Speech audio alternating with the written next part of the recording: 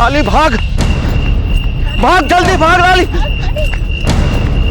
लाली भाग। रुको,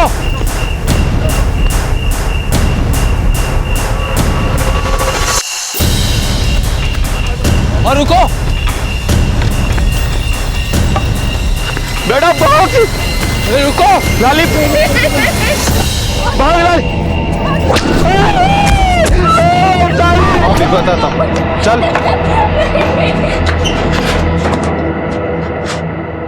मजबूर पिटते माता पिता और उनकी रोती बिलखती बच्ची को आखिर क्यों इतनी दरिंदगी से अलग किया जा रहा था? ये कौन सी जगह थी जहां लॉ एंड ऑर्डर की धज्जियां उड़ाकर ताकतवर अपनी लाठी का जोर चला रहे थे और कमजोरों के जोर को कुचला जा रहा था? आखिर क्या था ये केस और इस दरिंदगी की वजह क्या थी?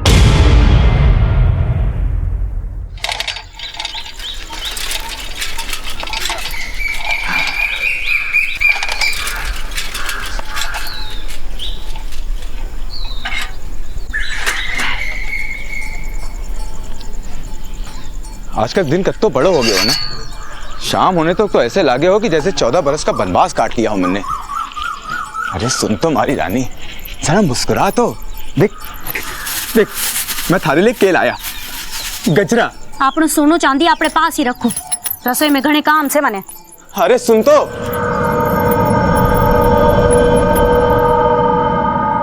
सोने का मिरक देखकर सीता जी भ्रमित हो गई और सीता जी की मृत तृष्णा देखकर राम जी बोले के बापू अरे मारो लाडो, कैसा है मेरा बच्चा? बापू से मेरे लिए गजक लाए। हाँ लाए, जा थैले में रखी, अपनी माँ से ले ले जा। ये कदी गजक कदी मालपुआ, रोज रोज ऐसे लाड लड़ाएगा तो आदत बिगड़ जाएगी छोरी की। अरे मासा, महंगाई से तो घर बार में चहक रही हो है, वरना गरीबी तो कब का दम घोट चुकी होती। ऐसा बुझा बुझा क्यों बोले आने? बुझी बुझी तो रमा रहे आजकल। देख बेटा, घर गृहस्थी की झंझट में कदी कदी मन उचाट हो जावे है। थोड़ो बाजार में घुमा फिरा ला बिन्नी को, घूमने फिरने से मन बदल जाएगो।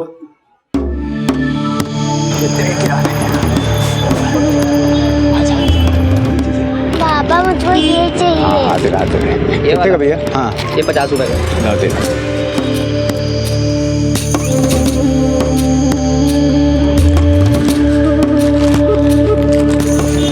चले भैया 50 रुपए। चल चल चल, यहाँ से चल, चला जा।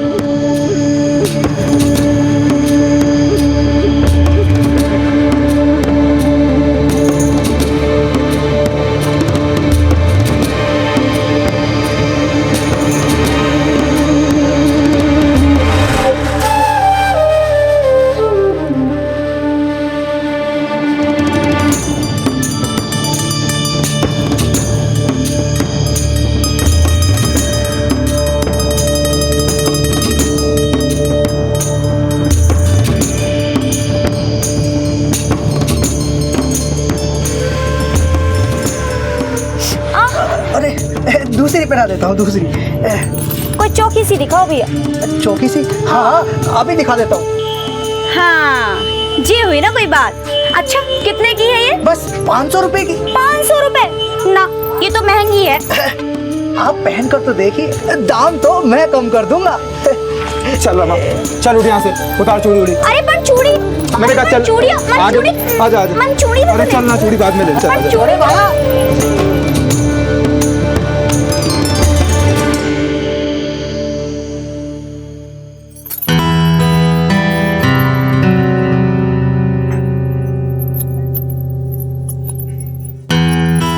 ज्यादा जुगनू ना चमकाओ, थकर चूर हो गई हूँ। जे देख, अरे इकी महक हरी थकान पूरी दूर कर देगी।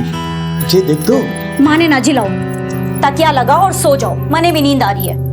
रमा, तुम्हारे से नाराज है क्या? हैं? तू मन्ने से खुश ना है के? क्यों, तुम्हारा दुख बांटना चाहे हो? मैं जानू कि मैं कोई करोड़पति या लखपति ना हूँ, पर थारो पति तो हूँ। अच्छा, तो अब थे मने ताना दे रहे हो? नहीं रमा, समझने की कोशिश कर। 8 साल हो गए ई घर में मजदूरी करते, लेकिन कदे कदे कोई सुख सुविधा की बात कर लूं तो थाने बुरो लग जावे। अब तो बर्तन माज माज के हाथा में छाले भी पड़ गए हमारे, लेकिन थाने कहीं, थाने तो बीवी ना, नौकरानी चाहिए थी। बीवी नौकरानी नहीं, घर की लक्ष्मी होवे। तो अब आदमी की बदकिस्मती का ठीकरा भी मैं औरता पे फूटेगो। तू हर बात को उल्टी क्यों लेवे है? उल्टा सीधा सब एक बराबर। वैसे भी कौन सी इस बात से हम धन्ना सेठ बन जाने हैं। माथा फट रहा है मेरा, सोने दो।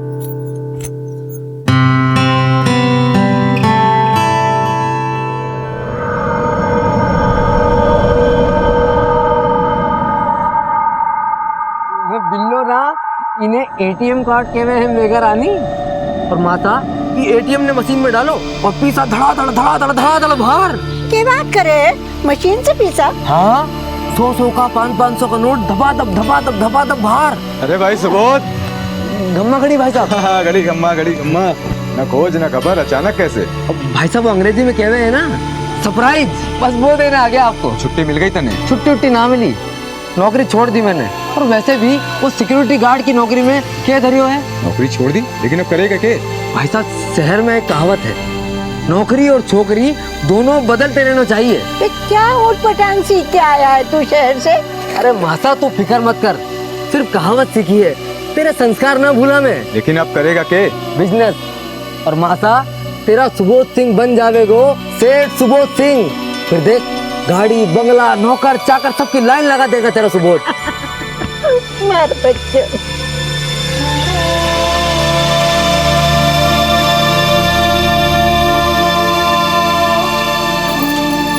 लो देवर जी, और पूरी खाओ। भाभी साहब इतना खिलाओगी तो खाती लोटो के भागना पड़ेगा। छी, ऐसा ना बोलो। वैसे भी शहर में ऐसा खाना कहाँ मिलता होगा? ये तो बिल्कुल ठीक बात है। वैसे भाभी साहब क्या बढ़िया खाना बनाया आपने। भाई साहब लोटी लग गई है आपकी। ये भाभी साहब जैसी सुंदर और बढ़िया खाना बनाने वाली लुगाई मिली है आपको। और मासा हमारी एक बात सुन ले तू, अगर तुझे हमारी शादी करनी है तो हमारे लिए भी भाभी साहब जैसी ब्यूटीफुल लड़की ढूंढ ले। ब्यूटीफुल को मतलब जाने तो क्या है? ब्यूटीफुल को मतलब वो है सुंदर और सुशील, जैसे कि हमारी भाभी साहब। अठे कुछ ना है भाभी, जिंदगी तो शहर में है, वहाँ हर चीज ऑटोमेटिक। अच्छा? हाँ, वहाँ ऊंची ऊंची इमारतें, गाड़ियाँ, मोटरें, पैसों निकालने की मशीन, मोबाइल सब है। मेरा मोबाइल देखो तुमने? ना देखो, ये देखो कितना कमाल को फोन है ना। हाँ। फोन, इंटरनेट सब कुछ है यहाँ में। देखो ये कैमरो। कितने को आवे छे फोन? 5000। 5000? अब की बार जो शहर जाऊंगा ना तो तुम्हारे लिए भी ले आऊंगा एक ऐसा। सच्ची? हाँ। अरे वाह। तो ये बात पे एक सेल्फी हो जाए? जे कहोगे? सेल्फी ना जानो तुम? ना। नए शहर को नया फैशन है ये। अब यूँ समझो कि खुद से खुद की फोटो। खुद से खुद की फोटो? हाँ। जाओ। तुम ना मानो, ये देखो। अरे इसमें तो हम दोनों दिख रहे हैं। हाँ उधर देखो। अच्छा तो ये होवे सेल्फी। हाँ। रमा, मैं खेता जा रहा हूँ। अच्छा सुनो, मैं खाड़ो बांध दूं? ना रहने दे, मन्ने देर हो रही है। अरे सुनो तो। ये देखो।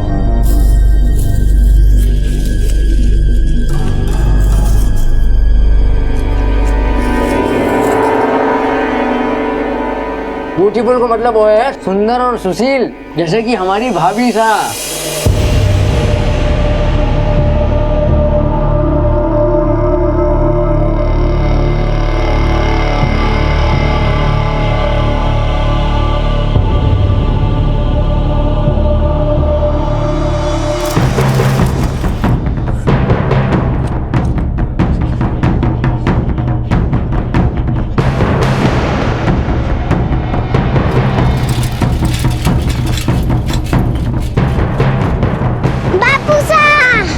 माँ कटे से?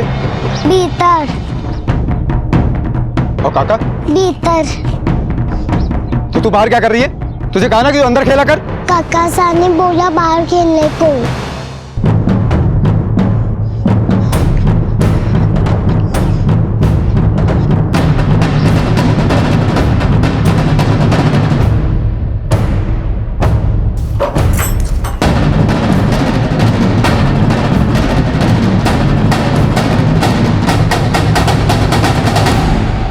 ले, अनिल भी आ गए हो।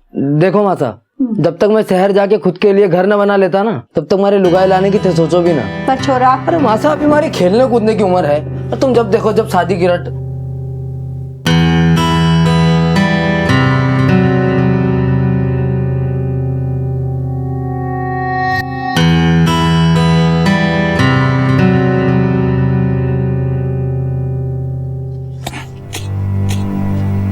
भाई साहब, हाँ मैंने आपसे कुछ कहना है। क्या है? भाई साहब, ये खेती बाड़ी और ना होने की मेरे से, मैं सोच रहा हूँ शहर जाके कोई नौकरी छोकरी ढूंढ लूँ।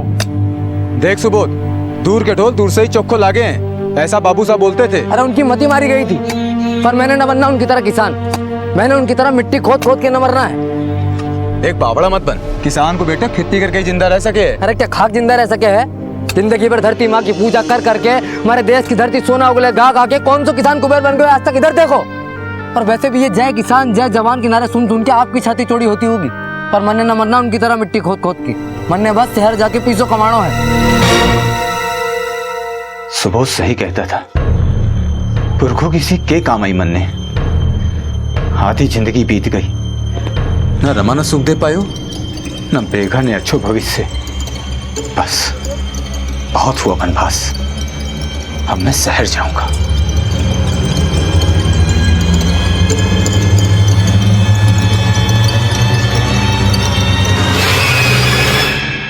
देश के छोटे बड़े गांव से रोजाना कई लोग रोजगार की तलाश में शहर आते हैं। शहर की चकाचौंध में अपना नसीब चमकाने की लालसा अक्सर अपनों को अपनों से दूर ले आती है। और जब अनिल जैसा अशिक्षित वर्ग शहरों की तरफ रुख करता है तो उनकी चुनौतियां पढ़े लिखे वर्ग के मुकाबले कहीं ज्यादा मुश्किल होती है। अनिल और रमा का रिश्ता आर्थिक तंगी की वजह से पहले ही तनाव में था, और उस पर सुबोध की शहरी चाल ढाल में रमा का आकर्षण अनिल के मन में कई अंतर्द्वंद खड़े कर रहा था। लेकिन अपने विचारों के विपरीत शहर जाने का अनिल का यह फैसला थोड़ी सी खुशियों के लिए जिंदगी का दाव खेलने जैसा था। अचानक से शहर में नौकरी करने की क्यों सोची तूने? वो मासा, मेघा बड़ी हो रही है, काल को सोचने लगी कि उसका काका तो शहर वाला है और बाबू सा गांव वाला। तो तू भी शहर चला जाएगा तो बाप दादा की जमीन कौन देखेगा? मासा, जमीन तो बटाई पे दे देंगे, वैसे भी खेती करके कौन सी आमदनी हो रही है। मन्ने लगे है अब शहर की चकाचौंधी मारो नसीब चमका सके।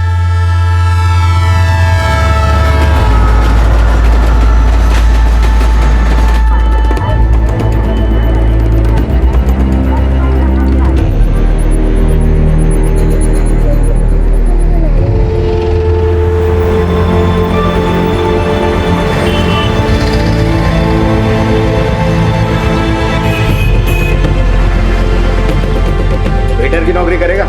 हाँ साहब। तनख्वाह होगी 8,000 रुपए। मंजूर है? मंजूर है साहब। देर से आना, काम चोरी, ये बिल्कुल बर्दाश्त नहीं है मुझे। थारे कोई शिकायत ना होगी साहब। ठीक है, कल से आ जाना। हमारी घरवाली और छोरी ने गांव से लाना चाहता हूँ, अगर आप कल की बजाय 2 दिन बाद शुरू करने को बोलो तो बड़ी मेहरबानी होगी साहब। लेकिन देख, अगर 2 दिन में तू नहीं आया तो किसी और को नौकरी पे रख लूंगा। नहीं नहीं साहब, ऐसा नहीं होगा। चलो साहब, राम राम साहब।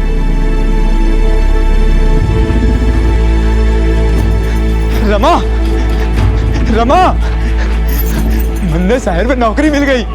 हाँ, क्या बात कर रहे हो? सच्ची? सच्ची। कल तू मैं मेघा तीनों तड़के ही निकल लेंगे शहर। अरे वाह वाह वाह वाह वाह वाह वाह भाई साहब, शहरी बाबू हो गए हमारा अनिल भाई साहब। चलो मैं भी चलूं आप लोगों के साथ। ना सुबोध, तू मासा के साथ यहाँ रहे हैं, तो पहले शहर में हमारे पाँव जमने दे, फिर तुझको और मासा को दोनों को ले जाएंगे, ठीक है? मेघा, मेघा, अरे मारी लाडो।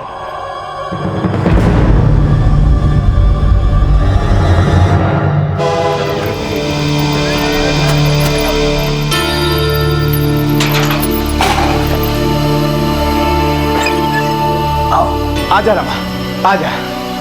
ये रहो अपनो जयपुर रो घर। ये सारा सामान मकान मालिक का है, अपने काम आ जाएगा। अब अपनी गरीबी के दिन जाने वाले हैं, अब तो खुश है ना तू?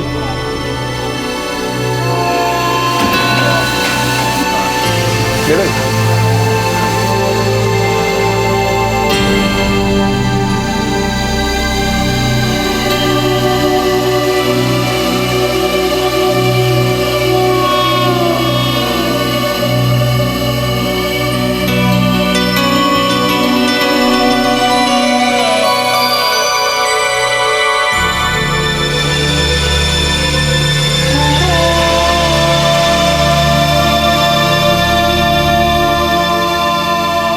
क्या कर रहे हो? क्या सोचने लगी? ये तो सारे दिन काम में चले जावे हो और मैं अठे अकेली बैठी रहूं हूं। अच्छा सुनो, मैंने घूमने जाना है। ठीक है, मैं साहब जी से बात करके 2-4 दिन में छुट्टी लेता हूँ, फिर तने घुमाने ले चलता हूँ, ठीक है? चल अभी तो। अरे अरे क्या कर रहे हो? मैं का जाग जावेगी। अरे नहीं जागेगी।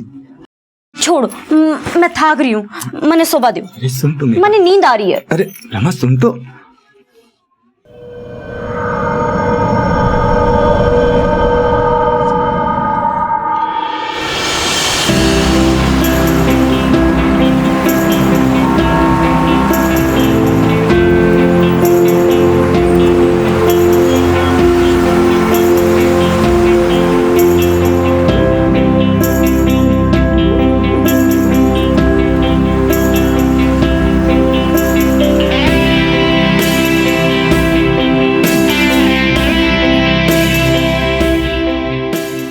ये हमारा होटल।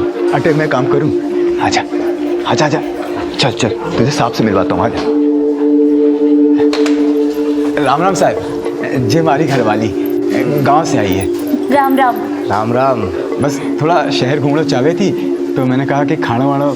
तेरा ही तो रेस्टोरेंट है, जो जी में आए खाओ। हैं? केवल खा लिए, आराम से बैठ कर खाओ। बता क्या खाएगी? मन्ने ना वो पनीर वाली सब्जी हो गई ना, एक तो वो खानी है, और वो काजू वाला साग एक वो भी, और वो बड़ी बड़ी रोटियां हो गए ना जो उछाल उछाल के बनावे। रुक जा, बहुत भारी हो जाएगा। ऐसा करते छोले भटूरे खाते हैं। मन्ने ना खाने छोले भटूरे, और आज शहर लेकर आए हो, आज तो खिलाओ कम से कम। बहुत भारी हो जाएगा, जेब खाली हो जाएगी। कुछ भारी भारी ना होगा, मैंने जो खाना है सो मैं खाऊंगी, ज्यादा बोलो ना ऐसे। अरे जेब खाली हो जाएगी। जो जी में आता है वो खाने के लिए मंगवा, पैसे की चिंता मत कर। नहीं नहीं सेठ जी। अरे तू तो इस रेस्टोरेंट में काम करता है, अपनी लुगाई को भी खिला, अपनी बच्ची को भी खिला है बेटा। चल खा, जो जी में आए वो खा। अब तो सेठ जी ने भी कह दिया, अब मैं खाऊंगी। आपका सेठ ना घना चोखा आदमी है, देखो कितना महंगा खाना भी मुफ्त में खिला दिया। मैं सोच रही हूँ क्यों ना मैं भी नौकरी कर लूं। तू और नौकरी? क्यों, मारे नौकरी करने में क्या परेशानी है? शहर में तो औरतें भी नौकरी करे। अभी 2 दिन तो हुआ तुझे शहर आए हुए, और फिर तू जानती क्या शहर के बारे में? और फिर तने आता क्या है? खाना बनाना तो आवे है, होटल की रसोई में कोई काम तो कर ही लूंगी। थे बात करो ना सेठ जी से। ना ना, कोई जरूरत ना है। जरूरत कैसे ना है? जरूरत है। देखो हम दोनों मिलकर काम करेंगे तो दिन दुगनी और रात चौगनी तरक्की करेंगे। इच्छाओं का कोई अंत ना होवे, और जितना पैसा मैं कमाता हूँ वो हम सबके लिए काफी है। नौकरी का ख्याल अपने दिमाग से निकाल दे, और यहाँ रानी बन के रहे। अरे देखना, एक दिन तेरा ये राजा ना यहाँ राजमहल खड़ा कर देगा। हाँ, राजमहल जब होगा तब होगा। फिर पहली मने एक फोन लार दियो, बिल्कुल सुबोध जैसा। ठीक है, पहली तनख्वाह मिलते ही तुझे फोन ला के दूंगा। अरे अब तो खुश?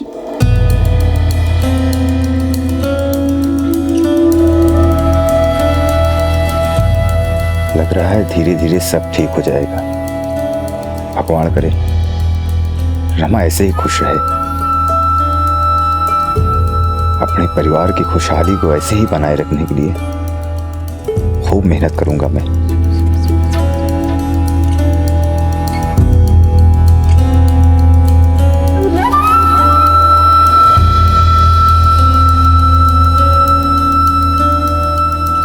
ये ले 8,000 रुपए तेरी तनख्वाह के। मेहरबानी मालिक। और सुन, ये 1,500 रुपए तेरा बोनस। बोनस? हाँ बोनस।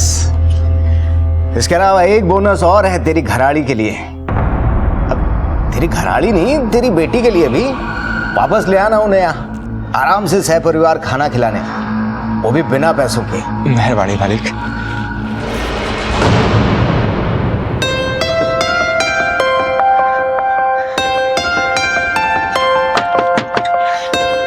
रमा, रमा, रमा।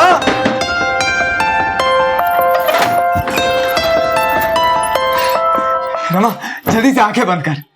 पर काई हुई हो? अरे बंद तो कर, मैं तेरे लिए कुछ लाया हूँ। अरे पर हुई हो काई? अरे हमारी रानी बंद तो कर। अच्छा ठीक है, लो करूँ। जय देख। अरे फोन कैसे लगो? हाँ बढ़िया है। हमारी पहली तनख्वाह मिली और बोनस भी, तो थारे लिए फोन ले आया।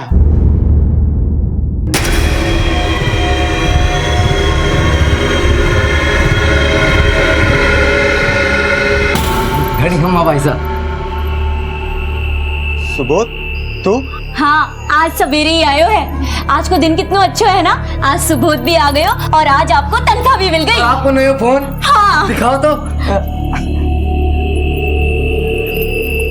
अच्छा वो लेते हैं, वो क्या कहते हैं, खुद से खुद की फोटो सेल्फी। अरे पण भाभी जामे तो सामने वाला कैमरा ही ना है। क्या बात कर रहे हो? हाँ। कैमरा ही ना है? ये देखो ना। मैंने कहाँ से कहा था ना, मैंने सुबोध जैसा फोन ही चाहिए। अरे वो बड़ो महंगो है, थोड़े दिन इससे काम चला ले, बाद में दिलवा दूंगा। मैंने कहा था, मैंने ऐसा फोन ना चाहे। अब इसमें मैं सेल्फी कैसे खींचूंगी? इसमें बहुत सारा खेल है, देख तो। अल्लाह दिखाओ तो। ज्यादा खेल भी ना है, सिर्फ एक दो है, एक यो है और एक यो है बस। मैंने ना चाहे ऐसा फोन, मैंने कहा था, मैंने सुबोध जैसा फोन चाहे। अरे भाभी सुनो तो। देखो भाई साहब, आप अगर पहले ही शहर आ जाता तो आज आपका ठाठी कुछ और होता, पर कोई ना। अब मैं जो आ गया हूँ, पर अपना बिजनेस जमते ही आपको भी अपने साथ मिला लूंगा। मैंने ना अच्छा लगा ये फोन, इसमें तो रेडियो भी ना है। अरे भाभी साहब, हमारा बिजनेस तो जमने दो, हमारे से भी अच्छा फोन दिलाऊंगा आपको। बिजनेस करना कोई जादू मंत्र है कि मंत्र फूके और बन गयो सेठ? अरे भाई साहब, मैं अब तुम्हारी जिंदगी को नक्शो बदल दूंगा।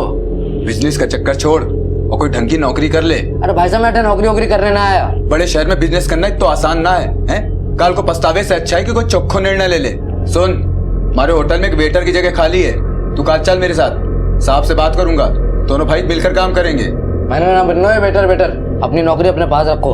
अरे देवर जी, कर लो थोड़े दिन नौकरी, 2 पैसे हाथ में आ जावेंगे, और फिर जब पैसे हो जावे खूब सारे तो कर लेना बिजनेस। क्यों? ठीक है, अब आप कह रही हैं तो बन जाएंगे वेटर, और चल लेंगे कल आपके साथ होटल। ठीक है, अब खुश? अच्छा फिर हमारा फोन? अरे हाँ हाँ, वो भी ला देंगे।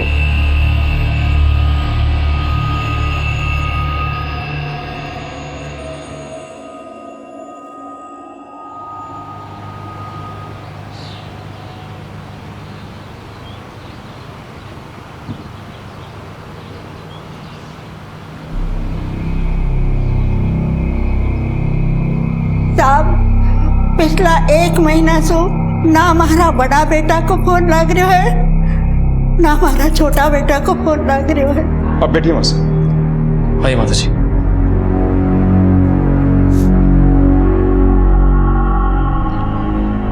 आपके बेटों के नाम क्या हैं? साहब, बड़ा बेटा को नाम अनिल और छोटा को सुबोध है।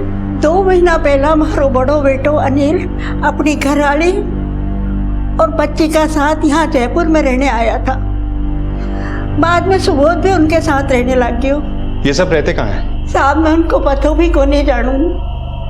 एक बार अनिल ने मनी ऑर्डर भेजो तो भी मैं पतो देखकर मैं आज तड़के ही यहाँ पहुंची हूँ साहब।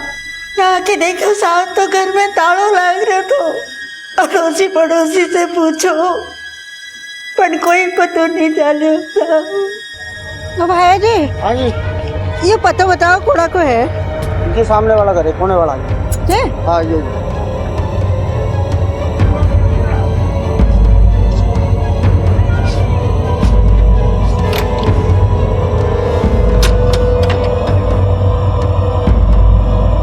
मासा से अनिल और सुबोध दोनों के फोन नंबर लो और पता करो कि इन दोनों के फोन कब बंद हुए। जब बंद हुए तो वो दोनों किस लोकेशन पे थे। सर,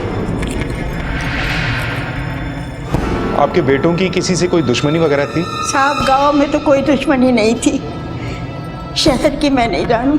अच्छा, वो दोनों काम क्या करते थे? साहब, एक बड़ा होटल में बेरा को काम करते थे। कौन सा होटल? कोई बड़ी होटल है साहब, जयपुर चाय का नाम है।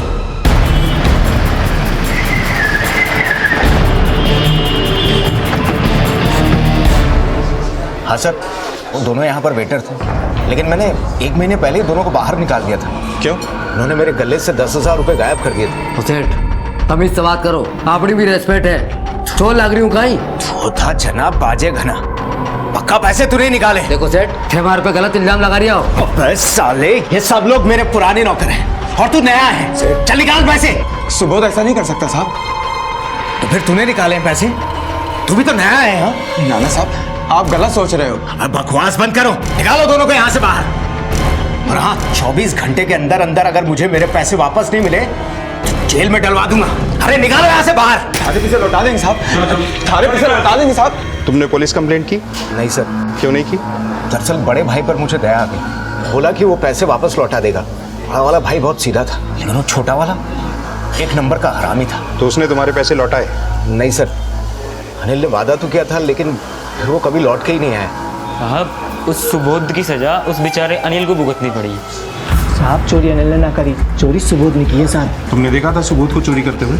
सर देखा तो नहीं, वो शक्ल से बड़ा चालू था साहब।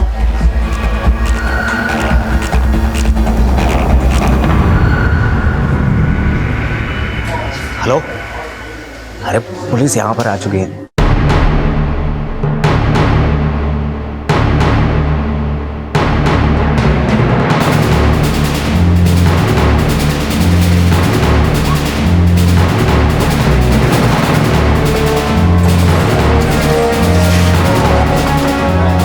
तोड़ दो ताला।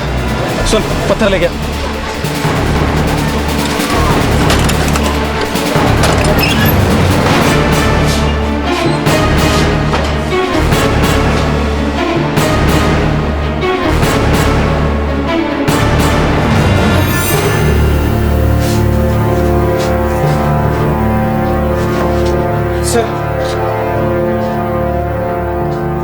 इनके पड़ोसियों से पूछताछ करो और आके मुझे रिपोर्ट करो। सर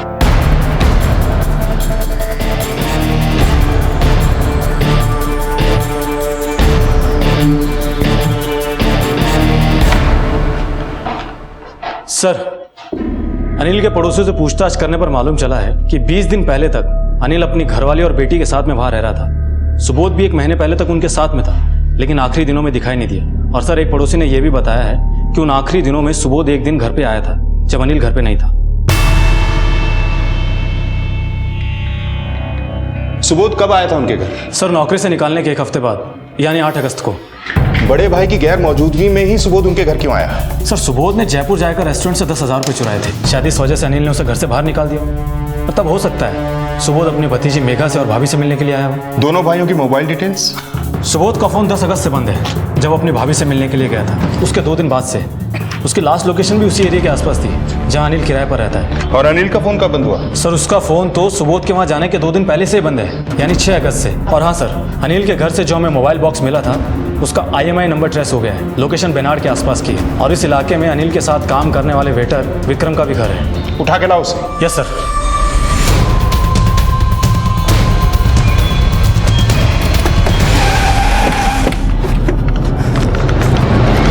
क्या हुआ साहब? सर्च करो अंदर। सर।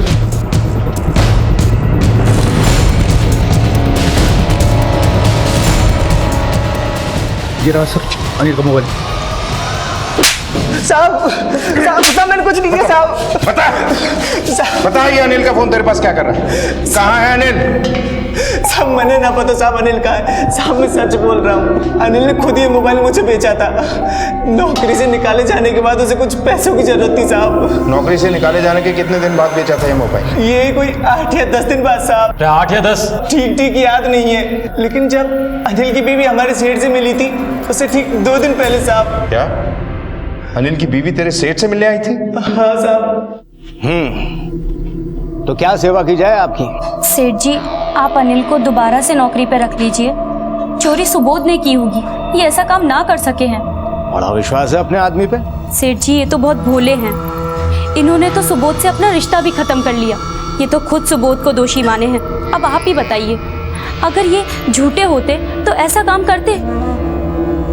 हमारा सेठ अनिल की बीवी पर बहुत मेहरबान था, लेकिन साहब उस दिन उसने उससे ना तो हाँ कहा ना ही ना कहा, बोला सोच के बताऊंगा। किस बात को लेकर मेहरबान था वो अनिल की घरवाली पे? साहब अनिल 2-3 बार उसकी घरवाली और छोरी को लेकर हमारे रेस्टोरेंट आया था, तब हमारे सेठ ने महंगे से महंगा खाना उसे मुफ्त में खिलाया था। और साहब अगर हम अपने किसी घरवाले को चाय भी पिला देना तो हमारी तनख्वाह में से पैसे काट लेता था साहब। ये जयपुर जायका रेस्टोरेंट का सेठ मुझे पहले से ही गड़बड़ लग रहा था। जरूर इसकी बुरी नजर अनिल की बीवी पे होगी, इसीलिए चोरी की शिकायत करे बिना उसने अनिल को नौकरी से निकाल दिया ताकि उसकी बीवी से फायदा उठा सके। पकड़ के लाओ उसे, उसका जायका हम बिगाड़ते हैं। Sir,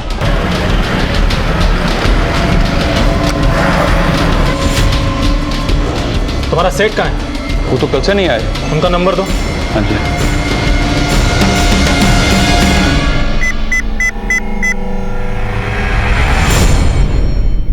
The number you're trying to reach is switched off. ये तुम्हारा सेठ रहता कहाँ है?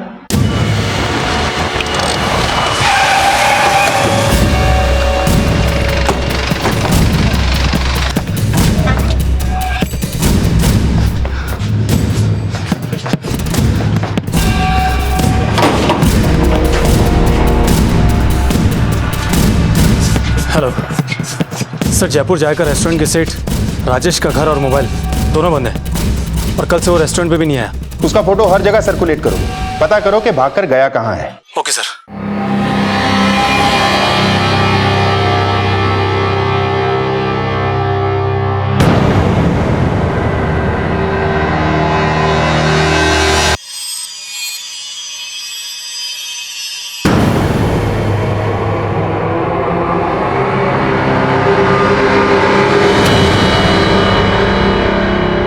क्या हुआ? ऐसे क्यों देख रही है? पुलिस को फोन करना पड़ेगा।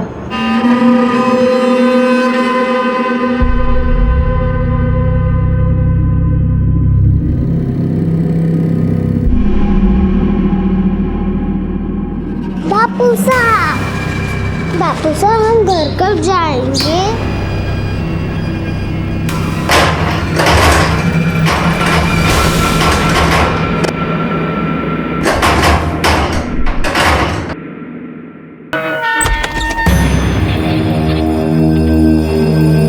हाँ क्या? ओके।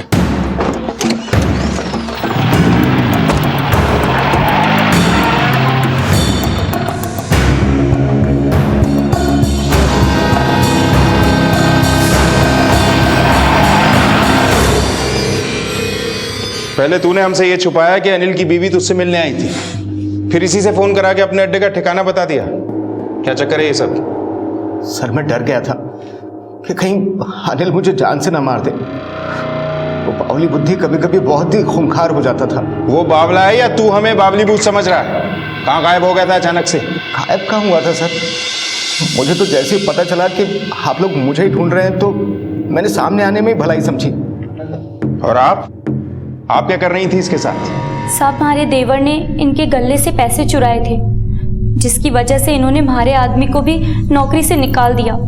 उसके बाद दोनों भाइयों में ऐसा झगड़ा हुआ कि दोनों एक दूसरे के दुश्मन हो गए। सट के गले तूने हाथ मारा ना? भाई साहब चिल्लाओ मत! तूने हमारी जिंदगी बर्बाद करके रख दी है।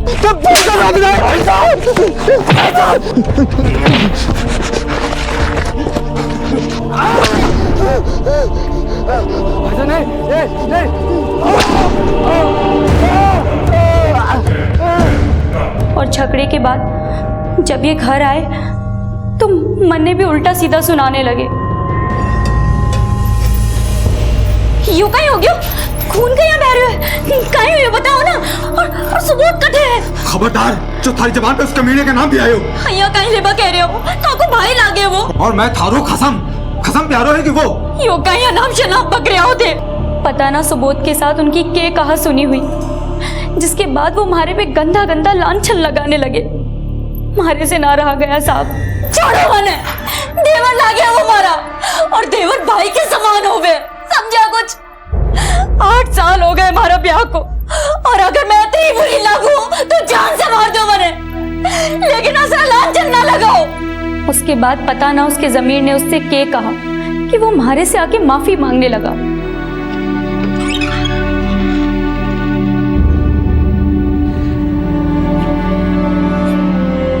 मने माफ कर दे रमा, गुस्से मारी बुद्धि फिर गई थी जो तने उल्टा सीधा कह दिया।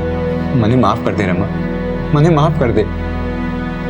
अगर अनिल गलतफहमी का शिकार था तो उस झगड़े के बाद उसकी पीठ पीछे सुबोध तेरे पास क्या करने आया था ना? या कहेगी याद नहीं? मने सब याद है साहब। सुबोध आया था पर मैंने उसे रुकने ना दिया। देख सुबोध, मैं ना चाहती कि थारी वजह से हमारा घर बर्बाद हो। पता ना थारे भाई साहब के दिमाग में के चल रहा है। तने आना है तो आ, पर थारे भाई साहब हो जद आना, समझा? तू इससे मिलने इसके रेस्टोरेंट गई थी? हाँ साहब, अनिल की नौकरी छूटे 1 हफ्ता गुजर गया था। उन्हें दूसरी नौकरी भी ना मिल रही थी, इसलिए मैं उनसे बोली, देखो चोरी तुमने ना की है, चोरी सुबोध ने की थी। उसकी सजा तुम क्यों भुगतो? तुम ना एक बार सेठ जी से जाकर मिलो। वो हमारी कोई बात नहीं सुनना चाहे। आप बोलो तो मैं जाके बात करूं। वो बड़े भले आदमी हैं, हो सकता है हमारी मदद कर दे।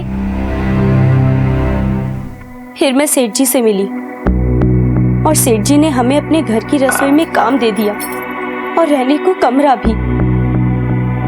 तूने इन्हें घर पे नौकरी क्यों दी, रेस्टोरेंट पे क्यों नहीं दी? देखो, अगर ये तुम पर दबाव डालकर ये सब कुछ बुलवा रहा है ना, तो डरना बिल्कुल नहीं। ना साहब, ऐसा कुछ भी ना है। अनिल भी तुम्हारे साथ इसके घर पे था, फिर वो कहाँ गया? मने पता ना साहब, लेकिन वो अकेले ना भागे, हमारी बेटी को भी लेकर भागे हैं। हाँ क्या? मगर क्यों? पता ना साहब, वो बिल्कुल बावले से हो गए थे। बावले ही ना, जिद्दी, शक्की और बड़े ही गुस्सेल हो गए थे। सुबोध के बाद अब वो ये कहने लगे थे कि इनके साथ हमारा कोई गलत रिश्ता है। उनकी गलत फहमियों के कारण मैं इनसे आंख मिलाने से भी हिचकती थी साहब। सर, मैंने तो बस इनका अच्छा सोचकर इन्हें नौकरी दे दी, लेकिन अनिल ने तो अपने शक के घेरे में मुझे भी घसीट लिया।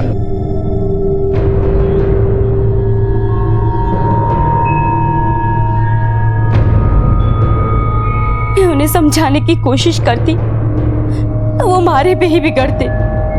वो कई बार अपनी गलतियों की माफी भी मांग लेते, लेकिन फिर वापस वैसे के वैसे ही। एक दिन मैंने बोल दिया साहब, अगर ऐसा ही रवैया रहा तो मैं मेघा को लेकर गांव चली जाऊंगी। मुझे सुनकर ऐसा बिगड़े कि जान लेने पर उतारू हो गए। देख अनिल, पागल मत बन। अरे अपनी बीवी को कोई ऐसे मारता है? ये हमारी बीवी है, मारू या पिटू कुछ करूं, आप कौन है बोलने वाले? अरे तो बीवी है तो क्या जानवरों की तरीके से मारेगा? मारूंगा। मेघा, इधर ये मारी छोड़ है। इधर तू जैसी त्रिया चरित की ना, समझी? चल चल बेटा इधर। हमारी फूल सी बच्ची ना जाने क्या हाल में होगी। तो उस वक्त तू हमारे पास क्यों नहीं आई? मैंने लगा साहब कि वो वापस आ जाएंगे, लेकिन ना। हाँ, उसके बाद मैंने सुबोध का फोन आया। कहाँ? सेठ जी के फोन पे, और वो मुझसे बोला, भाभी साहब मैंने ढूंढ लिया थारे पति को। अच्छा, कटे है वो? और मेघा कहाँ है? अरे बता दूंगा, इतनी जल्दबाजी भी क्या है। पहले हमारी बेइज्जती को हिसाब किताब तो चुप तो कर लूं भाई साहब से। अनिल के साथ हमारी छोरी है साहब। अगर दोनों भाइयों की दुश्मनी की सजा हमारी छोरी को मिली तो मैं कभी खुद को माफ ना कर पाऊंगी साहब, कभी माफ ना कर पाऊंगी। किस नंबर से कॉल किया था सुबोध ने? सर ये इस नंबर से। मासा, मासा, मासा, क्या हो गया मासा? मैंने तो कटे चली गई थी। मैंने तो कटे चली गई थी। मारो अनिल और सुबोध कटे बेटा, मारो अनिल और सुबोध कटे। मासा,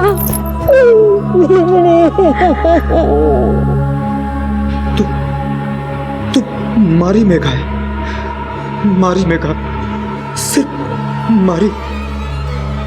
मुझ बंदर को तेरा ही सहारा है। तुझे अपनी छाती से लिपटा कर रखूंगा, कहीं जाने ना दूंगा।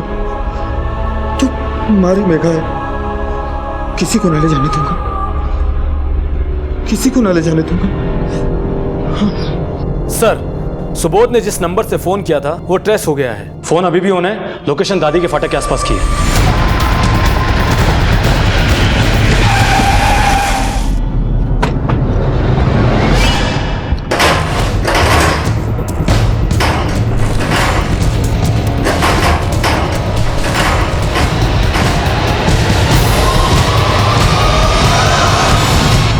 छोड़ दो।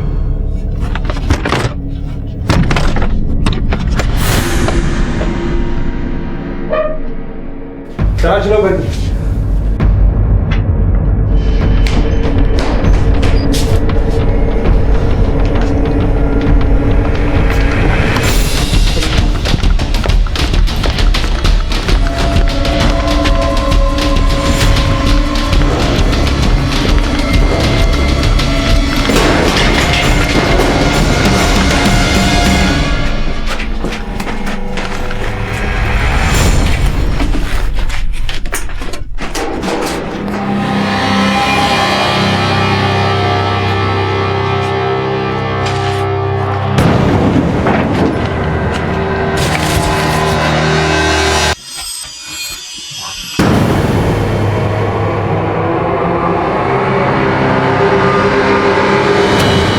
गांव से शहर आए दो भाइयों की गुमशुदगी की रिपोर्ट से शुरू हुआ यह केस अब एक भाई की हत्या का केस बन चुका था। लेकिन क्या अनिल वाकई में अपना दिमागी संतुलन खो बैठा था? यह तो साफ था कि रमा को लेकर अनिल बहुत ही पॉजिटिव था।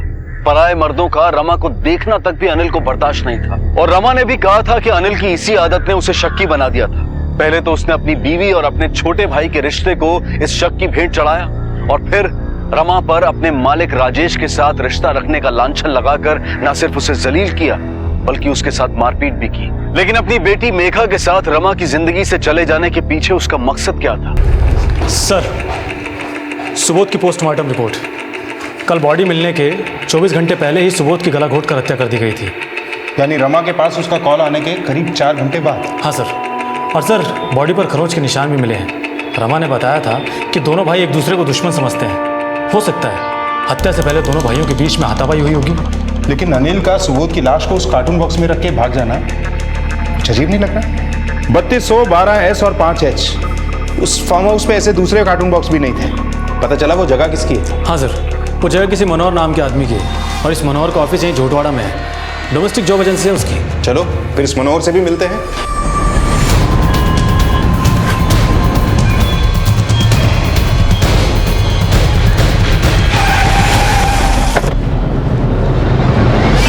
हाँ, अनिल को मैंने अपने फार्म हाउस पे रहने की इजाजत दी थी। वहाँ जब डेड बॉडी मिलने की खबर मिली उस समय मैं झालावाड़ में था। आप अनिल को कैसे जानते हैं? अनिल जिस रेस्टोरेंट में वेटर था वहाँ मैं अक्सर डिनर के लिए जाया करता था। अभी कुछ दिनों पहले वो मेरे पास आया था, कह रहा था कि उसे नौकरी की सख्त जरूरत है। साहब, ये एहसान कर दे तो बड़ी मेहरबानी होगी। ठीक है, मैं तुझे थोड़े दिनों में बताता हूँ।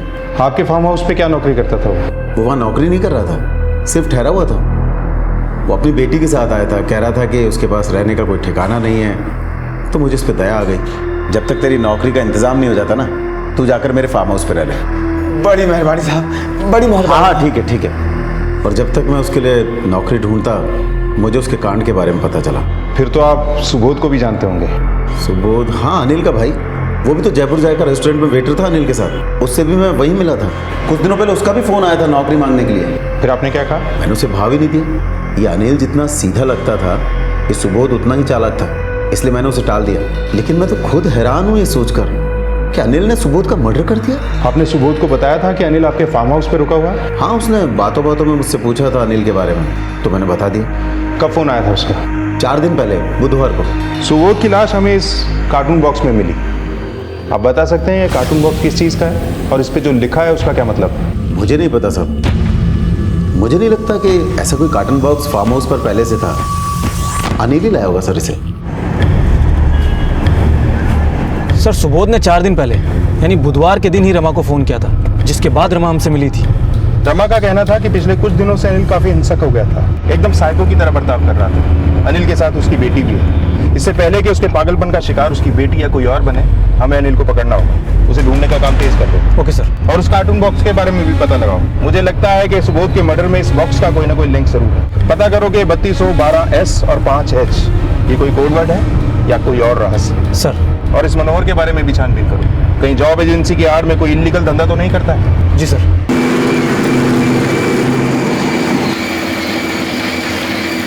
बापू से बताओ ना ये कौन सी जगह है? बोलो ना, हम आपके पास कब जाएंगे? ये के लीला रची राम जी, मारी लाडो ने के जवाब दूं? राम जी की लीला? बापू साहब राम लीला देखने जा रहे हैं? हाँ मारी लाडो, जे जिंदगी राम जी की लीला ही समझ। मैं भी बजरंग बली बन के निकला हूँ संजीवनी बूटी तलाशने। बापू साहब मुझे बजरंग बली बहुत अच्छे लगते हैं। यही सोच ले बेटा, ये धरती रामलीला का मंच है और तेरा बाप बजरंग बली बन के संजीवनी बूटी तलाशने निकला है, लेकिन ढो रहा है पत्थर। पापा साहब हम लोग यहाँ पर रामलीला खेलेंगे, बड़ा मजा आएगा। जय बजरंग बली।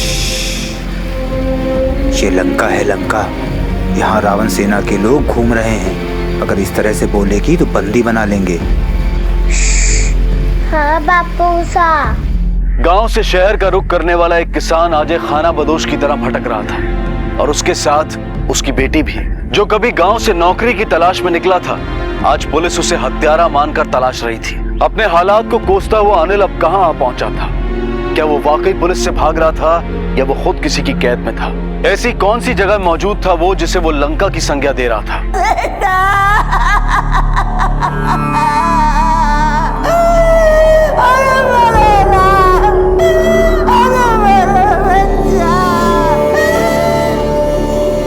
नहीं साहब, मैं ये नहीं मान सकूं कि मारो अनिल सुबोध ने मार सके। लेकिन हमें सुबोध की बॉडी उसी जगह से बरामद हुई जहां अनिल आपकी पोती के साथ रहता था। साहब, एक भाई ने क्या मार सके? वो भी मारो अनिल जैसा बेटो, वो शांत बेटो तो साहब। फिर आपको क्या लगता है सुबोध की हत्या किसने की होगी? मैं नहीं जानती साहब। आपकी बहू रमा, उसके बारे में आप क्या कहेंगी? साहब, वह बड़ी महत्वाकांक्षी थी। गरीब होते हुए भी घर की सारी सुख सुविधा चाहती थी। मारो अनिल के यहाँ जयपुर में ले आयो साहब। रमा ने हमको बताया कि अनिल को लगता था कि रमा का अपने देवर सुबोध के साथ गलत रिश्ता था। आप क्या कहना चाहेंगे इसके बारे में? साहब, मारो बेटो दे दो साहब, मारो बेटो दे दो साहब, मारो बेटो। हवलदार जी सर, पेपर वर्क कंप्लीट करके बॉडी मासा के सुपुर्द कर दो। आइए मासा। मनोहर का बयान, अनिल की उस फार्म हाउस पे उपस्थित थी, सुबोध की लाश का वहां से मिलना, उस पर रमा का अनिल की मानसिक हालत का बखान, अनिल का शक, सुबोध से उसके झगड़े की वजह का खुलासा। इन सब बातों से तो यही लगता है कि अनिल ने ही सुबोध की हत्या की है। लेकिन ये सारे समीकरण सिर्फ रमा का नजरिया है। अब सवाल ये उठता है कि रमा सच कह रही है या झूठ।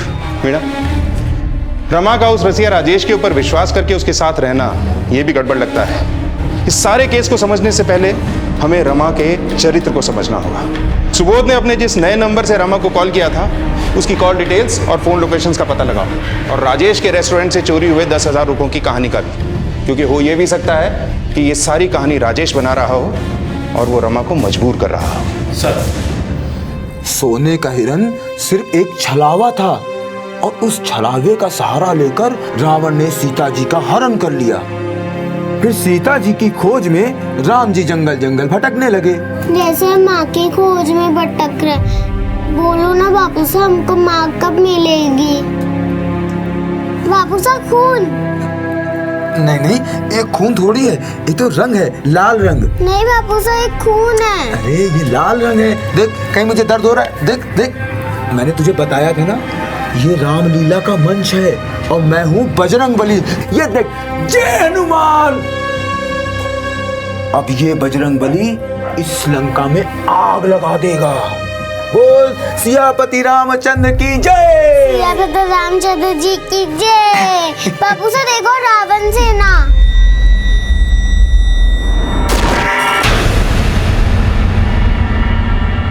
सर, सुबोध और अनिल को नौकरी से निकालने के बाद सुबोध का नया नंबर और राजेश के फोन की लोकेशन कई दफा साथ साथ अलग अलग जगहों में पाई गई थी। इन लोकेशंस में राजेश के रेस्टोरेंट की लोकेशन भी है? नहीं सर, राजेश के रेस्टोरेंट की लोकेशन नहीं है। ये लोकेशंस है मानसरोवर, सोडाला और चांदपुर, जबकि राजेश का रेस्टोरेंट तो शामनगर में है। इसका मतलब राजेश अपने रेस्टोरेंट में काम करने वाले एक मामूली से वेटर से रेस्टोरेंट के बाहर इन लोकेशंस में मिल रहा था, जिसे उसने चोरी के इल्जाम में नौकरी से निकाल दिया था। सर, ऐसा भी हो सकता है कि राजेश ने अनिल के खिलाफ कुछ षड्यंत्र रचा हो। इन लोकेशंस पे सर्च करो और जानने की कोशिश करो कि इन दोनों के बीच में क्या खिचड़ी पक रही है। Okay sir.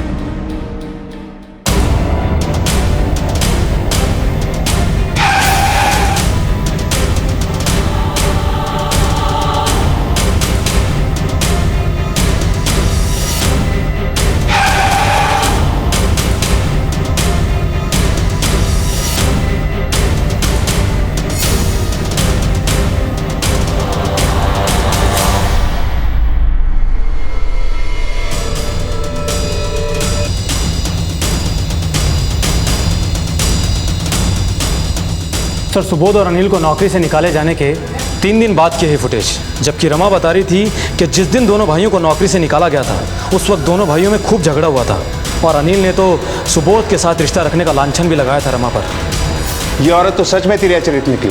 सुबोध ने जरूर चोरी के पैसों से रमा को ये मोबाइल खरीदवाया होगा। सर, अभी के अभी रमा को अरेस्ट करके लाता हूँ। नहीं, पहले राजेश को लेकर आओ। अब तक हमें लग रहा था कि राजेश रमा को मजबूर करके झूठी कहानी बनवा रहा है, लेकिन अब कहानी कुछ और है, जिसमें राजेश के रसिया स्वभाव का रमा फायदा उठाते हुए नजर आ रही है।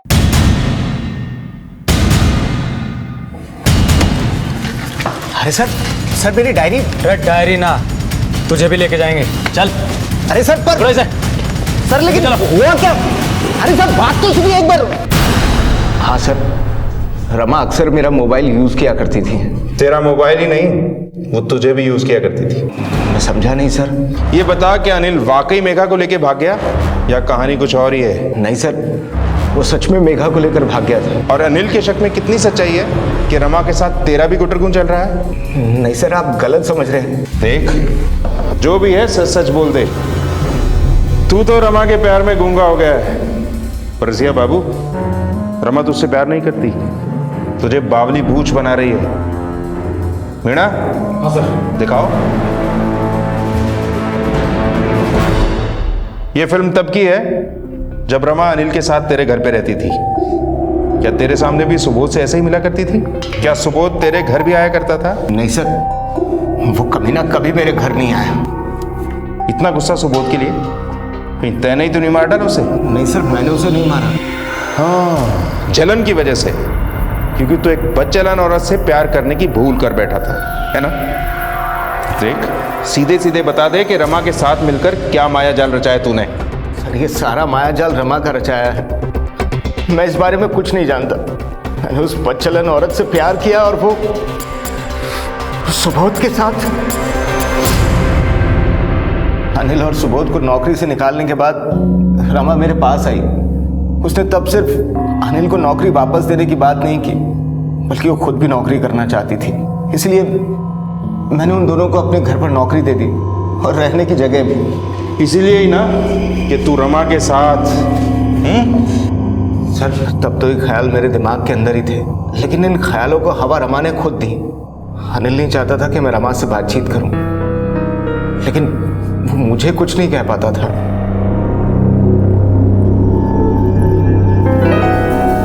ये कर रहे हो, हटो ना आप भी ना।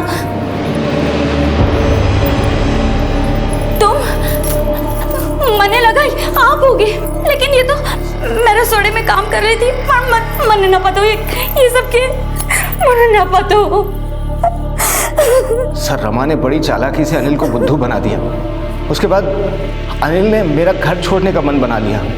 मैं जा रहा हूँ यहाँ से, बाहर जाऊँगा, कुछ और करूँगा, पैसा कमाऊँगा और बहुत जल्दी आपके पैसा लौटा दूंगा।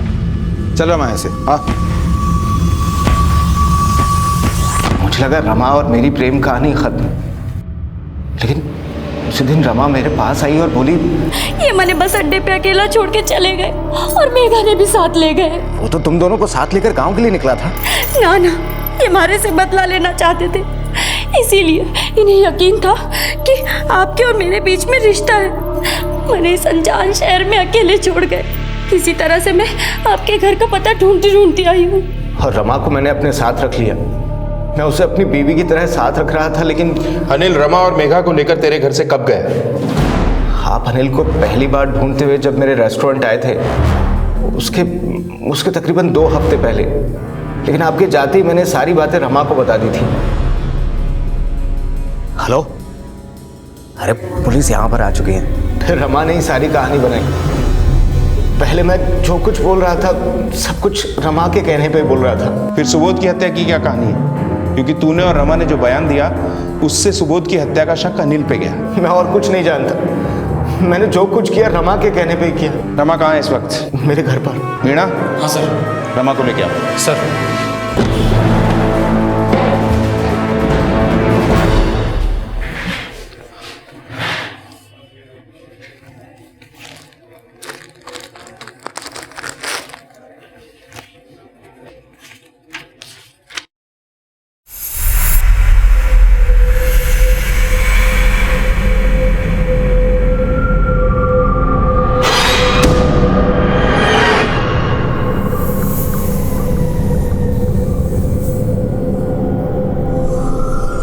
हाँ भाई, ये डायरी तेरी है?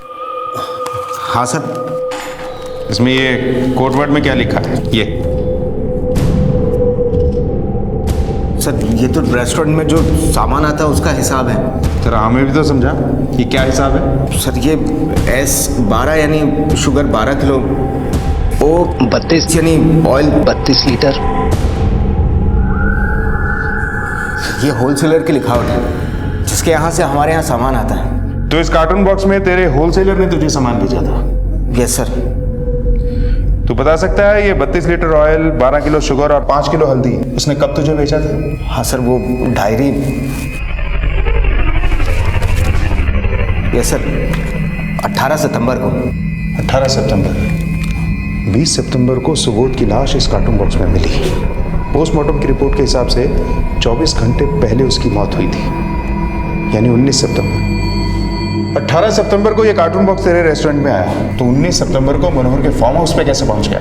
मैं नहीं जानता सर, एक बार सामान आता है फिर कार्टन बॉक्स खाली हो जाता है। खाली बॉक्स कहाँ रखते थे? घर के स्टोर रूम में। अच्छा, अनिल जब तेरे घर से गया था तो क्या ऐसे ही किसी कार्टून बॉक्स में अपना सामान रख के ले गया था? नहीं सर।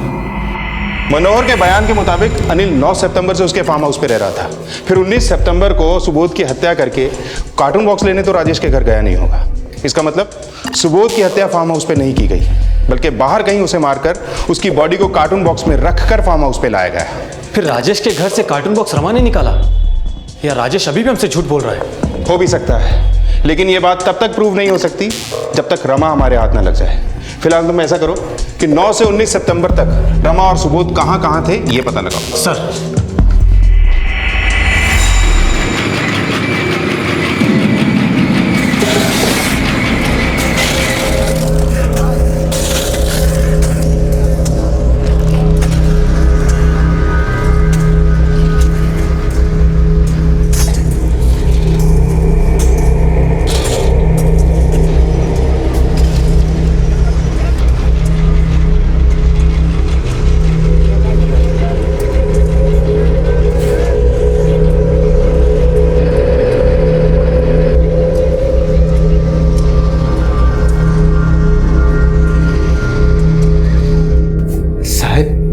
मारे को बड़े सेठ से मिलना है। क्यों साहब, मारे को यहाँ काम नहीं करना है, मारे को गांव जाना है। गांव जाना था रे को? वो कबार बताऊं?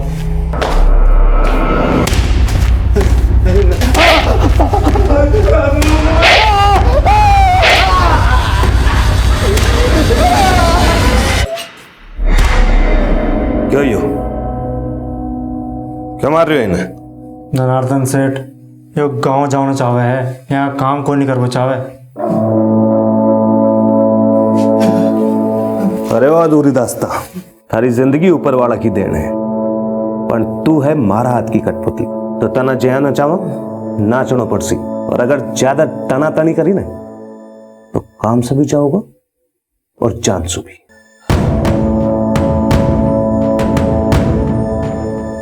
और अगर तना थारी छोरी ज्यादा प्यारी है तो चुपचाप काम करते रहे, समझो?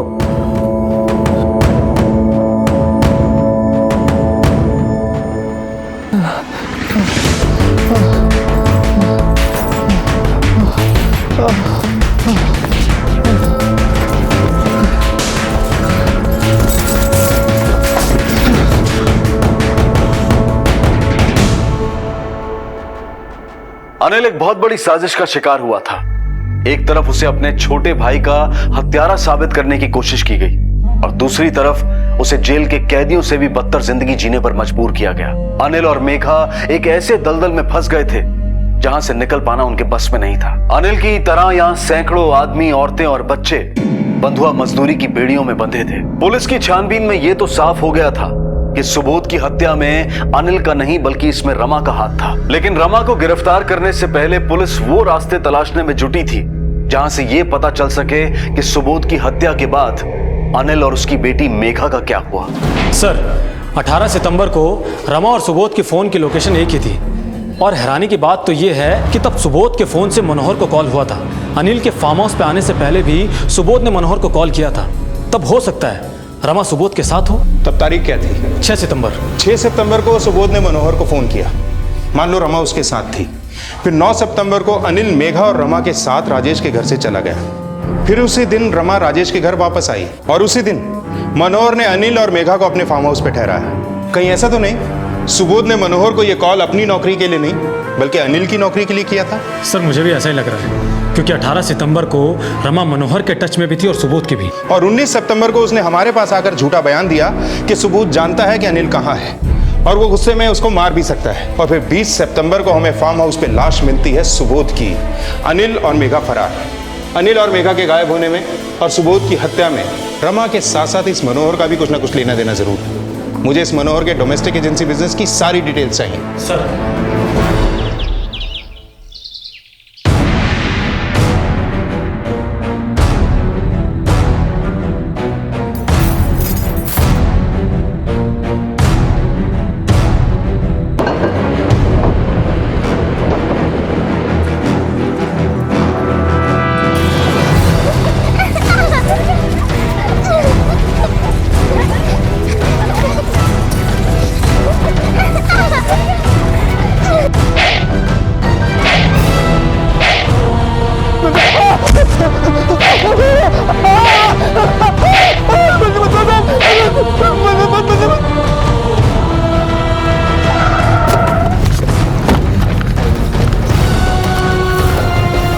अरे राम राम काका।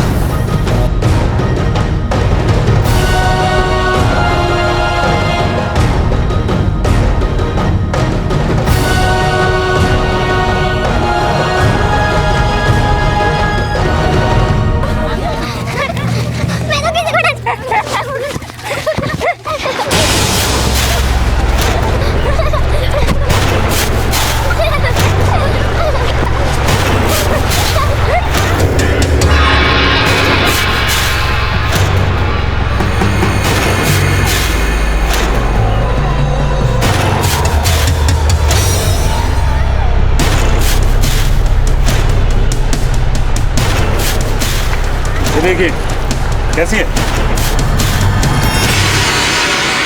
कौन की छोरी है? हरि प्रसाद की। बुला ले।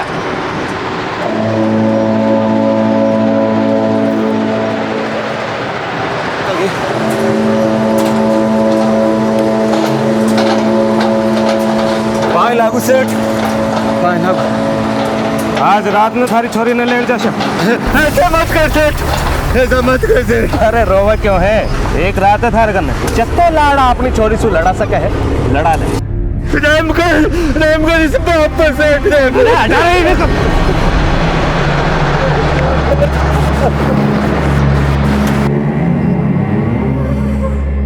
क्यों ये सब खेल है, खेल कोई असली में नहीं हो रहा। वो मुझे ले जाएंगे, मुझे नहीं जाना। तेरे को नहीं जाना ना, खेल बदलना पड़ेगा। आप बताऊं?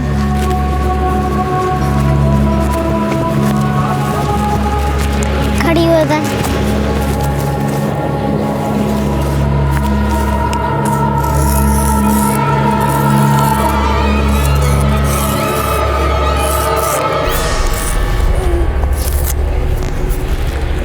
ये है लक्ष्मण रेखा। जब तेरे को रावण सेना लेने आए तेरे घर से, तब इस लक्ष्मण रेखा को कैसी भी करके पार मत करना, ठीक है? समझी? हाँ। सर, मैंने मनोहर के डोमेस्टिक एजेंसी का रिकॉर्ड चेक किया है। उसकी एजेंसी के जरिए काम मांगने वाले 5 मजदूर ऐसे हैं जिनके परिवार वालों का कहना है कि ना तो वो कभी घर आए हैं, ना ही किसी ने कोई चिट्ठी भेजी है और ना ही किसी ने अपने परिवार वालों को मनी ऑर्डर भेजा है। ये तो कोई बहुत बड़ा इशू है। हाँ सर, और सभी परिवार वाले ये कह रहे थे कि वो जब भी मनोहर के पास जाते हैं तो मनोहर उनसे हर बार यही कहता है कि उसने उनको नौकरी नहीं दिलवाई है, जबकि मैंने अच्छे से चेक किया है। अनिल की तरह वो 5 मजदूर भी मनोहर के फार्म हाउस पर रह रहे थे। इन 5 मजदूरों का फोटो हर जगह सर्कुलेट कर दो और इस मनोहर पे नजर रखो, और वो रमा, उसकी तलाश भी तेज कर दो। Yes sir.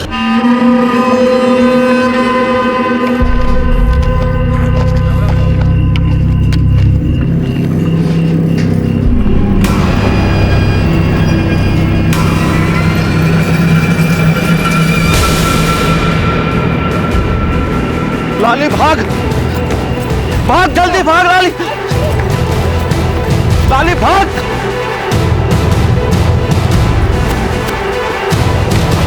बेटा भाग।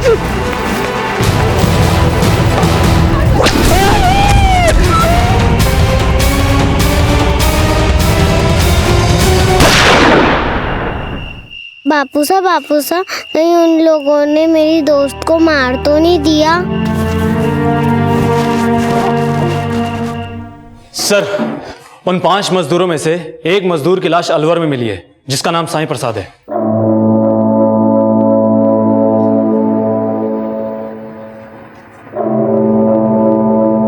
चोरी हटिया।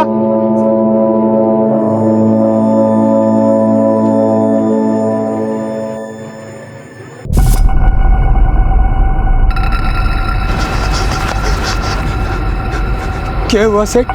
हमारी बेटी है। तू अटक क्या कर रहे हो? जा अपना काम कर। क्या हुआ सेठ? कोई गलती हो गई क्या? अरे जा भाग हटाऊ सेठ। कशी लागी सेठ?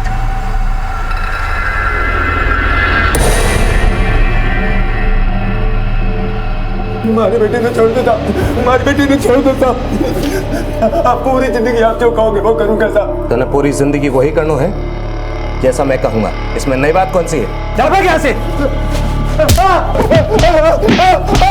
और सुन, तुझे और तेरी बेटी को खरीदा है मैंने, तुझे यहाँ पर मजदूरी कराने के लिए, तेरी बेटी को बेचकर मुनाफा कमाने के लिए। हमारी बेटी पे रहम करो साहब, मैं हाथ जोड़ता हूँ, हमारी बेटी पे रहम करो साहब। अरे कुछ ना होगा तेरे गिड़गिड़ाने से। कल सुबह तेरी बेटी छूमंतर हो जाएगी यहाँ से। सिर्फ एक ही रात है तेरे पास, उसके साथ खुशी खुशी गुजार ले, समझा?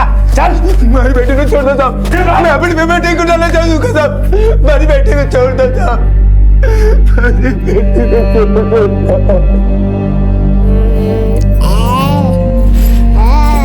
बापू साहब। हमारी नागम। अच्छा बापू साहब कहाँ गए थे? बापू साहब रो क्यों रहे हो? नहीं बेटा, मैं रो नहीं रहा हूँ। अच्छा बापू साहब खेल खेल रहे हो? हाँ मेरी बच्ची, मैं खेल खेल रहा हूँ। लेकिन बापू साहब ये खेल कब खत्म होएगा? मुझे माँ के पास जाना है।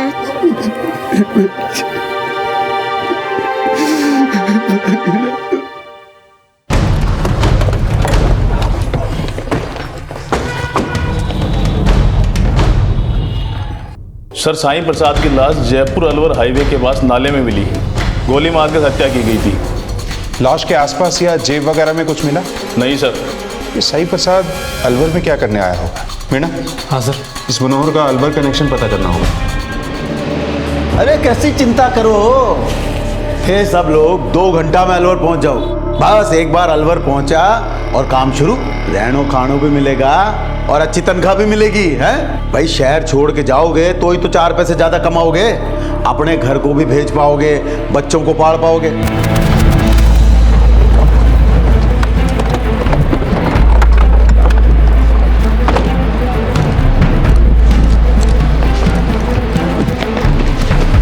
बस एक बार अलवर पहुंचे और नई जिंदगी शुरू। अच्छा, तू अलवर में भेज के लोगों की जिंदगी बनाता है, ये तो हमें पता चला। चल तेरी जिंदगी बना। सर मैंने कुछ नहीं किया सर, मैंने कुछ नहीं किया सर, मैंने कुछ नहीं किया सर, मैंने कुछ नहीं किया सर।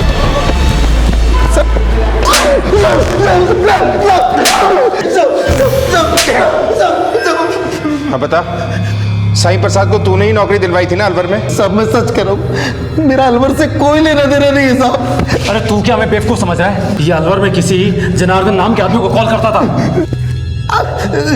ये जनार्दन कौन है? अलवर में इसका गिट्टी बनाने का कारखाना है साहब। मैंने साईं प्रसाद को इसके यहाँ नौकरी करने के लिए भेजा था साहब। अनिल को भी तूने इसके यहाँ नौकरी दिलवाई थी ना? नहीं साहब, मुझे तो साहब। सुबोध को किसने मारा? बोल, नहीं तो तेरी सारी हड्डियां तोड़ देंगे। बता दो सब। ये सुबोध ना बड़ा तिकड़मबाज आदमी था साहब। मेरी अक्सर उससे मुलाकात जयपुर जायका रेस्टोरेंट में होती थी। उसने पता नहीं कैसे मेरे असली धंधे का पता लगा लिया साहब। और एक दिन वो रमा को मेरे पास लेकर आया साहब। अरे क्या बोल रहा है तू? अपने भाई को बेचेगा? हाँ साहब, मुझे लगा कि कल को उसका भाई के लिए प्रेम जाग गया और उसने मेरे धंधे का भांडा फोड़ दिया, तो इसीलिए साहब मैंने उससे पहले मना कर दिया। मैंने रमा को बोला कि मैं अनिल को 10,000 रुपये महीने की नौकरी पे रख लेता हूँ। इस पर वो बोली, देखो सेठ जी, 10,000 महीने की बोलकर मने लालच ना दो। 2 लाख दो और उसने हमारी बेटी के साथ खरीद लो। मने कोई फिक्र ना है, जठे ले जाना है ले जाना। उसकी लुगाई हूँ मैं, लुगाई। पुलिस में भी खबर ना करूंगी। सोच लो, एक बार वहां गया तो फिर बुला ना पाओगी। अरे उसकी फिक्र किसने है, आप बस पीसा दो। फिर मैंने रमा को 2 लाख रुपए दिए और वो अनिल और मेघा को लेकर मेरे ऑफिस आई। जैसे ही मैंने अनिल और मेघा का सौदा किया, रमा और सुबोध में झगड़ा शुरू हो गया साहब। रमा सुबोध से शादी का वादा करके राजेश के पास रहने चली गई साहब, और इस बात से सुबोध पागल हो गया साहब।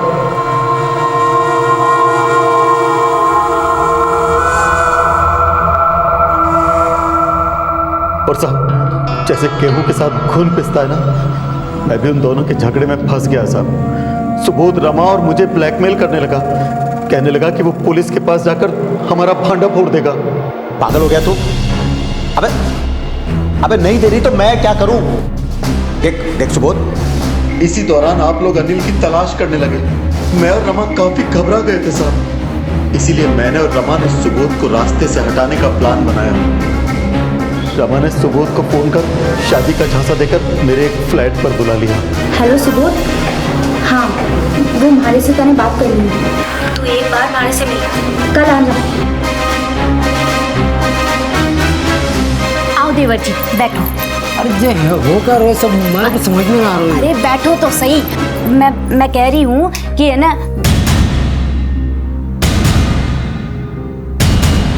मैंने रमा से एक बड़ा बैग लाने को बोला था, लेकिन वो राजेश के यहाँ से एक कार्टन बॉक्स उठा लाई। मैंने और रमा ने सुबोध की डेड बॉडी उसमें डाली और मेरे फार्म हाउस पर छोड़कर चले आए। हमें लगा था आप अनिल को सुबोध का हत्यारा बनकर ढूंढते रहेंगे, पर सब उल्टा हो गया साहब। अभी रमा कहाँ है? बोल, कहाँ छुपा के रखा है उसे?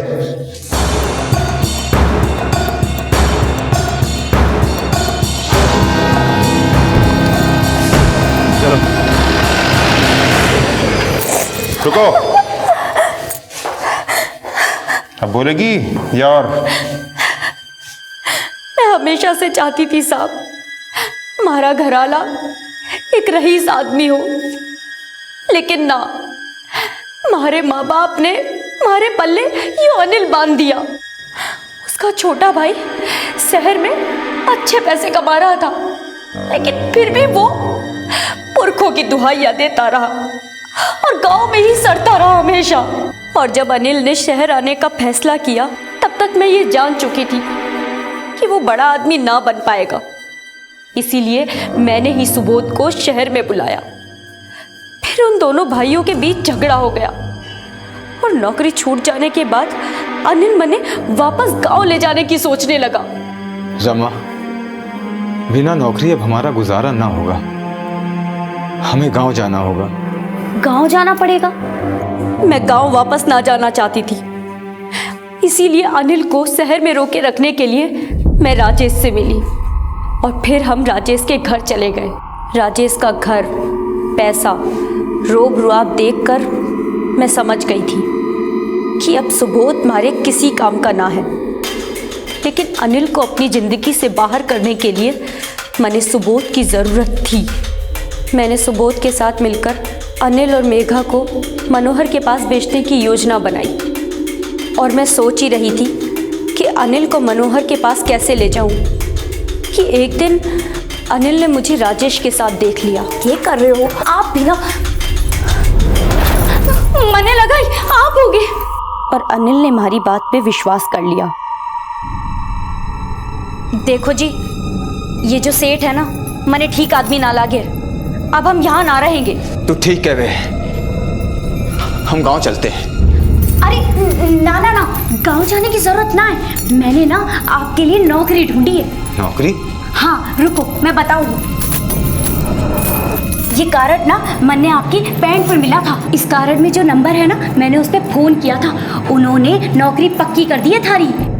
राम राम साहब जी, ये है, मैंने आपसे नौकरी की बात की थी ना वो फोन पे। अनिल, मैंने तुम्हारे लिए एक नौकरी देखी है दिल्ली में, बहुत अच्छी नौकरी है। मेहरबानी साहब। आपका बहुत बहुत धन्यवाद साहब। रमा, मेघा तो अभी बच्ची है, थारे बिना 2 दिन में इसका दिल उचट जा देगा। ऐसा कुछ ना होगा मेघा के बापू। मेघा का आपके साथ रहना बहुत ज़रूरी है। इसकी परवरिश, पढ़ाई लिखाई के लिए इसका शहर में रहना ही ज़रूरी है। फिर चिंता ना करो, मैं मायके में आराम से रह लूंगी। चलो गाड़ी में बैठो, देर हो रही है, अपना ख्याल रखो। खूब पढ़ाई करना और ध्यान रखना अपना। अब जा।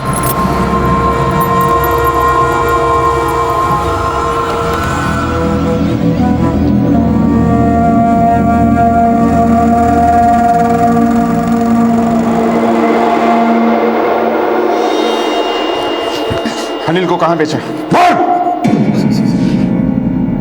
एक जीते जागते इंसान की कीमत लगाकर उसे मवेशियों की तरह बेच देने का यह गोरख धंधा एक बेहद ही जघन्य अपराध है। लेकिन चंद पैसों के लिए मनोहर जैसे लोग इंसानों की खरीद फरोख्त के दलाल बन जाते हैं और रमा और जनार्दन जैसे लोग सौदागर।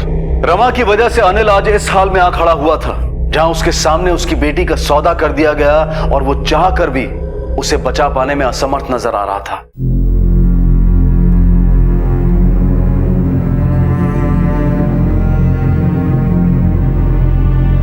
कैसी लागी सेठ? सिर्फ एक ही रात है तेरे पास, उसके साथ खुशी खुशी गुजार ले, समझा? नहीं जाने दूंगा मैं अपनी लाडू को, कहीं न जाने दूंगा। ये मारी लाडू, मैं अपनी लाडू को कहीं न जाने दूंगा। बापू साहब,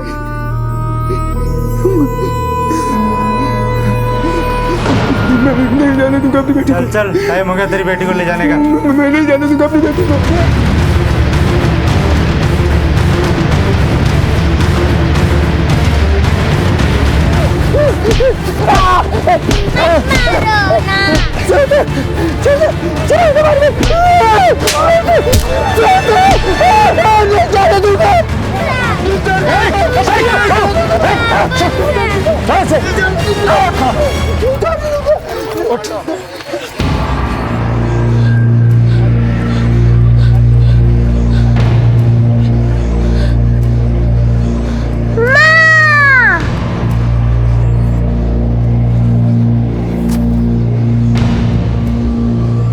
मुझे पता था रमा, मुझे बचाने जरूर आएगी रमा। तूने इसे मार डाला? हाँ साहब, मारू, किस राक्षस को मैंने ही मारा है। मैंने अपनी बच्ची को बचाने के लिए मारा साहब इसे। रमा, इस मनोहर ने हमें धोखा दिया है रमा। तेरी पत्नी ना कोई सती सावित्री नहीं है, उसी ने बेचा है तुझे, बेच के खा गई है तुझको ये।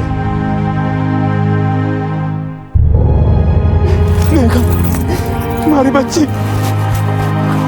हमारी बच्ची।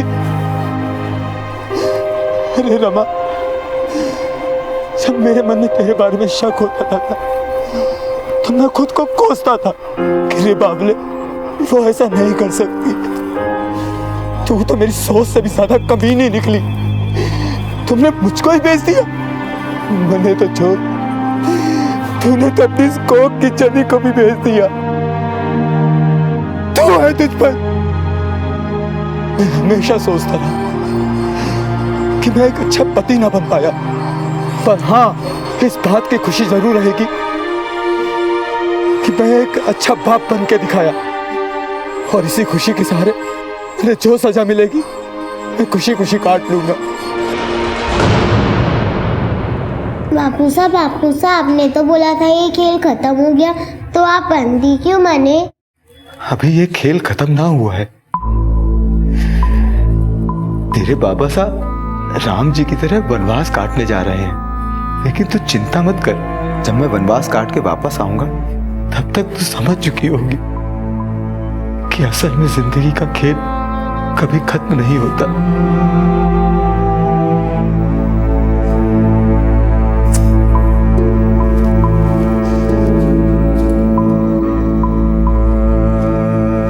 अभाव में जीने वाला एक ईमानदार इंसान बुरे से बुरे हालात में भी पैसा कमाने के लिए गलत जरिए का इस्तेमाल नहीं करता। लेकिन रमा और सुबोध जैसे कुछ ऐसे लोग भी होते हैं जिनकी इच्छाएं उन पर इतनी हावी हो जाती हैं कि उन्हें कोई भी जरिया गलत नहीं लगता। पुलिस की कोशिशों की वजह से सैकड़ों लापता आदमी, औरतें और बच्चे अपने घर वापस लौट सके। अब मैं अनूप सोनी आपसे विदा लेता हूं। फिर मुलाकात होगी अगले एपिसोड में एक और चौंका देने वाले केस के साथ।